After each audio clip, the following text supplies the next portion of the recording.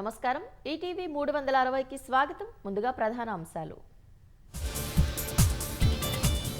పాకిస్తాన్ ముష్కరం మూకల్ని చావు దెబ్బ కొట్టిన సైన్యం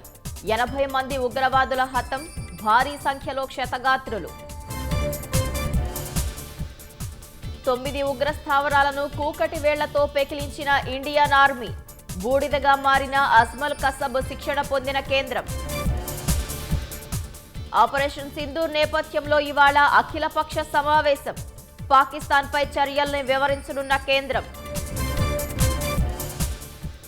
సైన్యానికి మద్దతుగా ఇవాళ హైదరాబాద్లో సంఘీభావ ర్యాలీ యువత పెద్ద ఎత్తున పాల్గొనాలని సీఎం రేవంత్ రెడ్డి పిలుపు హైడ్రా పోలీస్ స్టేషన్ను ఇవాళ ప్రారంభించనున్న సీఎం ఇకపై ప్రత్యేక ఠాణా నుంచే ఫిర్యాదులపై దర్యాప్తు కర్రెగుట్టలో మావోయిస్టుల కోసం కొనసాగుతున్న కూంబింగ్ నిన్న మృతి చెందిన 22 మంది నక్సల్స్ మృతదేహాలు స్వాధీనం జస్టిస్ ఎన్వి రమణ ప్రసంగాలతో కూడిన పుస్తకావిష్కరణ ప్రజల సీజేఐగా పేరు తెచ్చుకున్నారని సుప్రీంకోర్టు జడ్జిల ప్రశంసలు టెస్ట్ క్రికెట్కు వీడ్కోలు పలికిన రోహిత్ శర్మ హిట్మెన్ రిటైర్మెంట్తో ఇంగ్లాండ్కు